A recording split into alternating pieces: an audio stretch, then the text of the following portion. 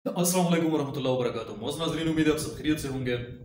आज हम दो बहुत अहम मौज़ूआत के ऊपर बात करने वाले हैं। जैसा कि ये बातें तो ख़बरों में और सोशल मीडिया पर आप तक तो पहुंच चुकी होगी, लेकिन हम उसके ख़ुसूसी तौर पर उनके वजूहात के ऊपर बात करेंगे और आगे क्या होगा, या ये बात हमारे लिए सही जानना क्या मतलब इसकी अहमियत क्या है और इसकी ज़रूरत क्या है।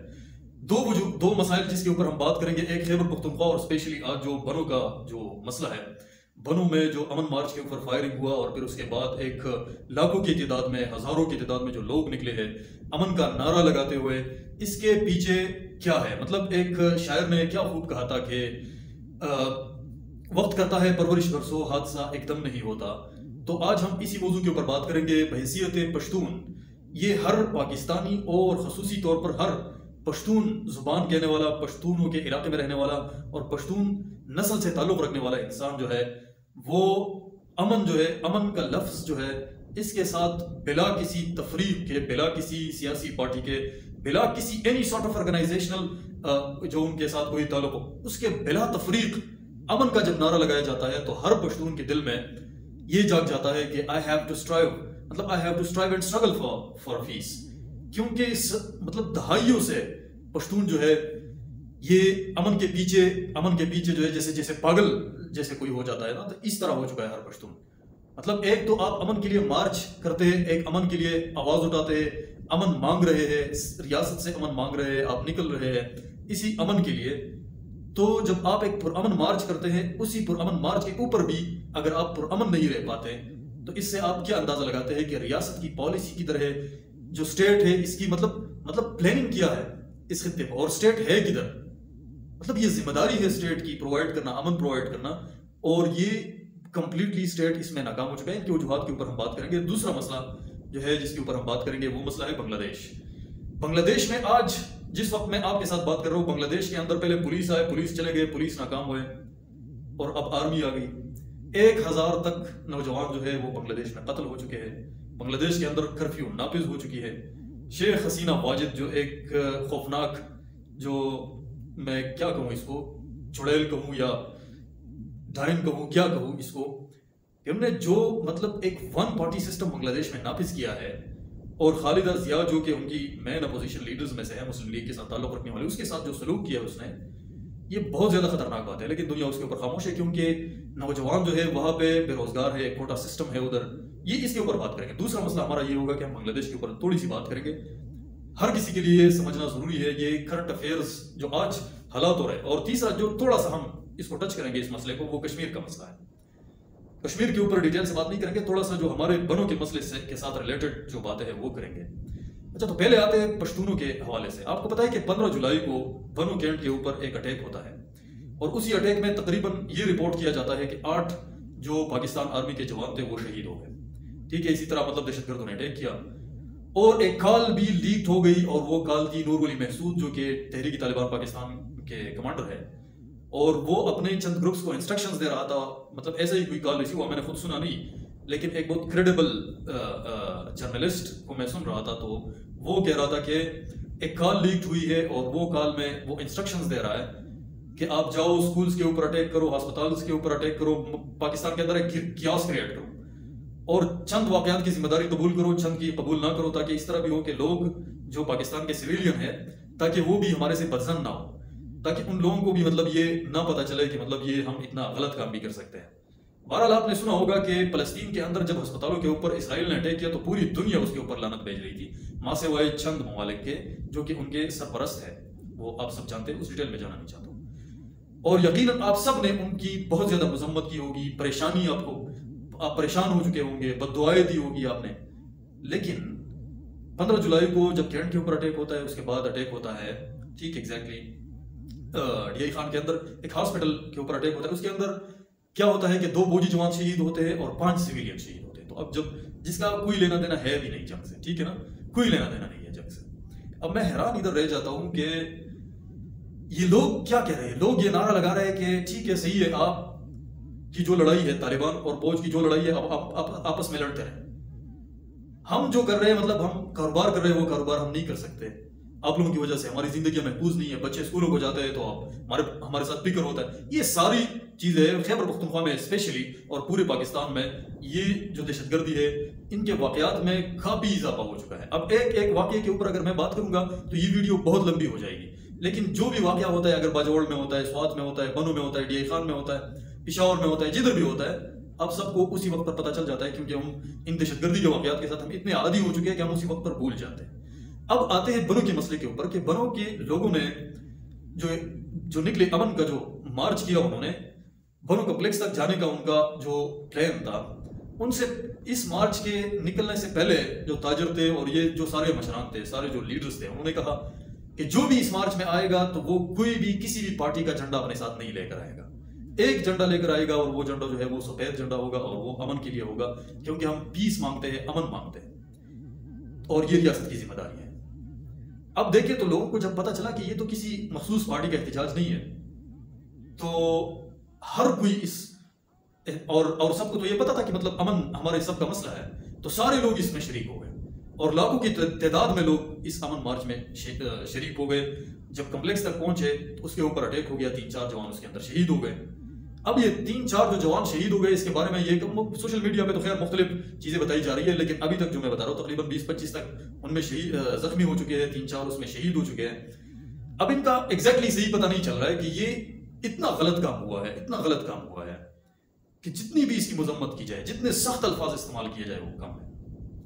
اب یہ بتایا جا رہا ہے کہ مطلب کچھ لوگ جو تھے وہ وائلیشن کر رہے تھے، کنٹونمنٹ ایریا میں انٹر ہو رہے تھے، یہ کر رہے تھے، پتھراؤ کر رہے تھے، وہ کر رہے تھے.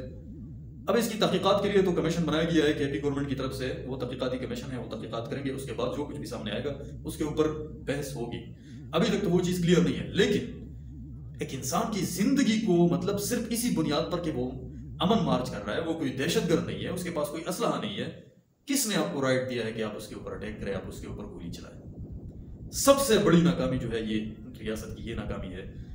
یہ جو اٹیک ہوا ہے، اگر اس کا سدباب نہیں ہوگا تو ہر پشتون کے ساتھ جو کچھ بھی ہوگا، اگر وہ طالبان کر رہے ہیں، اگر وہ ریاست کر رہا ہے، تو یہ یاد رکھنا کہ ظلم جو ہے وہ اس پہ کوئی بندہ خاموش نہیں رہ سکتا. آپ ایک بندے کو ماریں گے تو اس کے بدلے میں 100 اور پیدا ہوں گے جس کے دل میں نفرت جاگ جائے گا. تو لہٰذا پاکستان ہمارا ملک ہے، ہم اس کے ساتھ شدید محبت کرتے ہیں. پٹھانوں سے، پختونوں سے زیادہ اس دھرتی سے محبت کرنے والا کوئی نہیں ہے، اور پٹھانوں سے زیادہ قربانیاں پٹھانوں سے زیادہ کسی نے نہیں دی ہوئی ہے.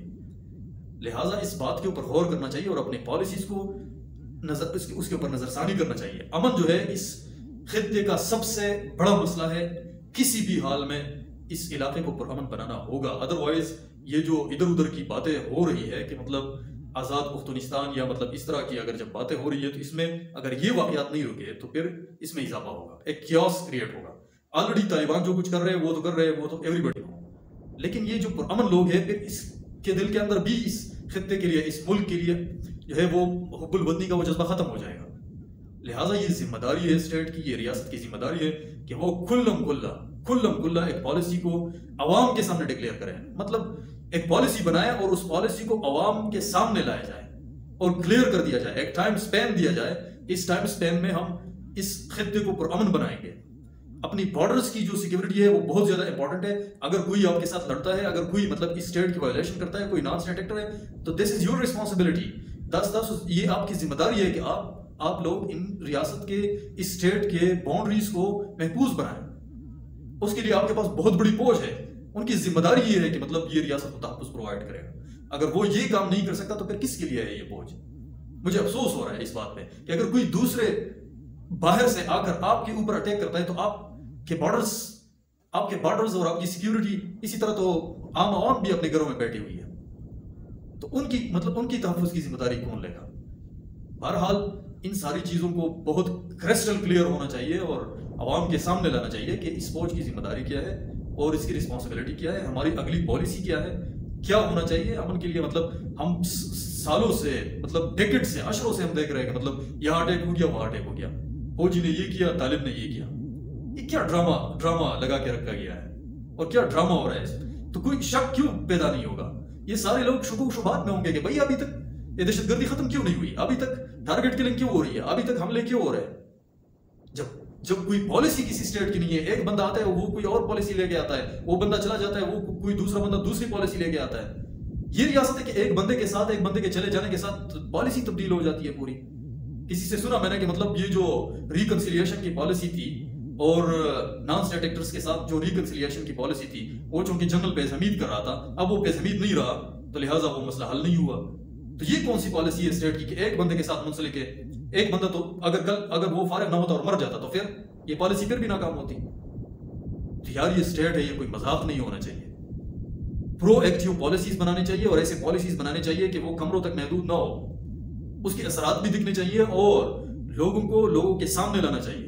और खैबर पख्तूनख्वा को तारीकियों में झोंकने के बजाय उसके लिए, उसके अमन के लिए हुकूमत को चाहिए कि बिल्कुल सदाकत के साथ इन लोगों को ऑन करे। वो स्टेट इस खित्ते को सही मानों में ऑन करे। और ये जो हमारे केपी में हुकूमत है, ये जो कार्टूनों की हुकूमत है, पिछले 10 साल भी इन्होंने सूबा तबाह बर्बाद कर दिया और अब भी ये कार्टून सिर्फ तकरीरें करते रहते हैं अपने पॉलिट, मैं ये करूंगा, मैं वो करूंगा, इसके अलावा कुछ भी नहीं है। बहरहाल किसी की दिलाजारी हुई हो तो माफी चाहता हूं मैं। अब आते हैं बांग्लादेश के ऊपर। बांग्लादेश में क्यों ये सिस्टम हो रहा है? बांग्लादेश में 140 सिस्टम हुआ है। हसीना वाजिद चौथी मरतबा कामयाब हो चुकी है और ये कामयाबी सिर्फ फॉर्जरी के साथ हुई है, कंप्लीटली रेग्ड इलेक्शन के साथ। और इलेक्शन जीतने से पहले इन्होंने कंप्लीट इलेक्शन को रेग्ड किया है। और इलेक्शन जीतने से पहले इन्होंने अपने कारकुनान के साथ वादे किए थे कि मैं आपके लिए नौकरियां दूंगा, आप मतलब आम लोगों के लिए जो भी मतलब स्टेट की पॉलिसी हो, जो भी स्टेट हो। आपको ये भी यहाँ पे बताता चले कि बांग्लादेश के अंदर कोई प्राइवेट रेडियो, कोई प्राइवेट टीवी ये नहीं है। तो अभी वो चूंकि जो भी मीडिया है वो मीडिया भी शेख हसीना वाजिद कंट्रोल करती है पूरी की पूरी। और अभी जो स्टेट में ओहदे है उनमें स्पेशली 30% उन्होंने अपने कारकुनान के लिए मुख्तस किया हुआ है। एक कोटा सिस्टम है तो 30% और उसमें उम्र की रियायत और ये सब कुछ भी उनको दे दिया है। मिसाल के तौर पर अगर उम्र की हद किसी नौकरी के लिए 30 साल है या 32 साल है तो वो 35, 36, 40, 45 तक अगर उनके पार्टी का कारकुन है तो वो ले सकता है। इसका मतलब ये है कि एक शक्ल में एक डिक्टेटरशिप का एक तस्वीर है। और अपने अपोजिशन को जिस तरह डिक्टेटर्स अपने अपोजिशन को दबा के रखती है उसी तरह दबा के रखा हुआ है। पुलिस जब काम नहीं है तो इसी नतीजे उसके नतीजे में, इन गलत पॉलिसियों के नतीजे में, बेरोजगारी के नतीजे में शदीद जो थे मुजाहिरे फूट पड़े बांग्लादेश में। पाकिस्तान जिंदाबाद के नारे भी लगे बांग्लादेश में। पुलिस से जब ये कंट्रोल नहीं हुआ तो फौज को बुलाया गया, पूरे बांग्लादेश में कर्फ्यू नाफिज कर दी गई, 1000 नौजवानों को शहीद कर दिया गया। तो किसी बांग्लादेशी ने कहा था कि पाकिस्तान क्यों याद नहीं आएगा, कि जब वो तो तफसील से बात है, लेकिन मैं सिर्फ ये सिंपल ही कह रहा हूँ कि बांग्लादेश में वही हो रहा है कि 1 पार्टी सिस्टम है, डिक्टेटरशिप है। वहां के लोग तो फिर भी मतलब पूरे बांग्लादेश में आवाज उठाने लगे हैं। अगर यहाँ पे भी पाकिस्तान के अंदर जो सिस्टम नाफिज है, यहाँ भी जो कोई बंदा फारिग हो जाता है किसी बड़े ओहदे से तो अपने घर के 2-3 बंदों को, चाहे वो टैलेंटेड हो या नहीं हो, चाहे उनकी काबिलियत हो या नहीं हो, लेकिन उन्होंने उसकी जगह बना चुका है। पहले से उनकी जगह जो है वो गवर्नमेंट इदारे में बन चुकी होती है। तो जैसे घर का एक बंदा रिटायर हो जाता है तो 2-3 और जो है पाकिस्तान, और जो टैलेंटेड लोग हैं जो पाकिस्तान के, जिनका कोई सिफारिश नहीं होता, जिनके पास कोई पैसा नहीं होता, वो जो है पाकिस्तान को छोड़ रहा है, पाकिस्तान को लेफ्ट कर रहा है, दूसरे ममालिक में जा रहा है, वहां पे अपनी खिदमत सर अंजाम दे रहा है। ये पाकिस्तान का बहुत बड़ा अलमिया है। और पाकिस्तान सिर्फ एक जगह से डूबता नहीं जा रहा है। पाकिस्तान के अंदर पॉलिटिकल अनरेस्ट है, पाकिस्तान के अंदर सिक्योरिटी फेलियर्स है, पाकिस्तान के अंदर ब्रेन ड्रेन हो रही है। मतलब बहुत टैलेंटेड लोग जो पाकिस्तान के लिए बहुत कुछ कर सकते हैं वो पाकिस्तान को छोड़े जा रहे हैं। अब अगर मैं खुद अपना एग्जांपल दे दूं, मैं पीएचडी का स्टूडेंट हूं, तकरीबन 15-16 मरतबा मैंने टेस्ट को क्रैक कर दिया मुख्तलिफ जगहों पे और मैंने इंटरव्यूज भी दिए, लेकिन बाद में जब पता चला तो सिर्फ उन्हीं लोगों को सिलेक्ट किया गया कि जिनकी कोई अप्रोच होती थी या जो कोई पैसा वगैरह चला सकता था। यही पाकिस्तान का सिस्टम। तो क्यों ना ऐसा बंदा सोचेगा कि पाकिस्तान को छोड़कर बाहर, क्योंकि सिर्फ ये तो नहीं है कि मतलब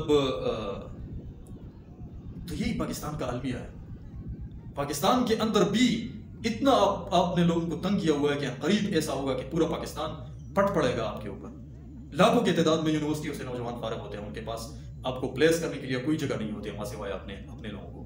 ब्राइबरी, नेपोटिज्म, इन सारी चीज़ों के ऊपर आप जो है वो भर्तियाँ कर रहे हो मुख्तलिफ जगहों के ऊपर। और पाकिस्तान को, ये जो पाकिस्तान की हालत ज़ार है ना, जो ये डूबती चली जा रही है, इसकी भी सबसे बड़ी वजह यही है कि करप्शन और नेपोटिज्म की बुनियाद पर पाकिस्तान के हर इदारे में लोगों को बगैर किसी काबिलियत के आप लोग डाल रहे हैं। किसी भी बड़े ओहदेदार को देखो तो आप उसकी पीछे हिस्ट्री देखो, تو یا سفارش پہ آیا ہوگا یا کسی بہت بڑے پولیٹیکل انفلوئنس کے اوپر آیا ہوگا. تو اگر آپ کے ادارے کا ہیڈ اگر کرپشن پہ آئے گا تو اگلا آپ کے اسی ادارے کا کیا سسٹم ہوگا؟ کرپٹ بندے کے پاس تو کوئی احساس نہیں ہوتا، ان کے پاس تو کوئی قابلیت نہیں ہوتی، تو ظاہر سی بات ہے تو ان کے پاس وہی راستہ ہوتا ہے، کرپشن کا راستہ ہوتا ہے. بہرحال یہ ویڈیو لمبی ہو رہی ہے اور تمام سننے والوں سے میں یہ گزارش کرتا ہوں تو سوشل میڈیا کے اوپر اور ان ساری چیزوں کے اوپر جو بھی خبر چلے تو اس کو کنفرم کرنے کے بعد اس کے اوپر رد عمل شو کر لیا کریں. پاکستان ہمارا ملک ہے، ہم اس کے ساتھ محبت کرتے ہیں، کوئی دوسرا ہمارا ملک ہے نہیں، اور یہ پاکستان کی آرمی، پاکستان کا فوج، یہ ہمارا فوج ہے.